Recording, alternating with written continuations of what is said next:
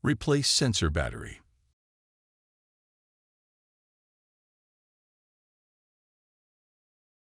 With the provided tools to screw sensor counterclockwise to open its cover.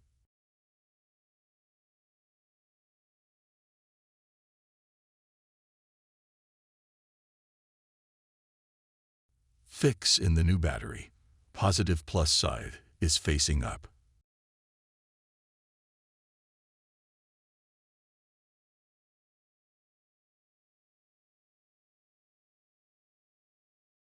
Examine if the sealing rubber is in good condition. Clockwise screw back the sensor cover by provided tools.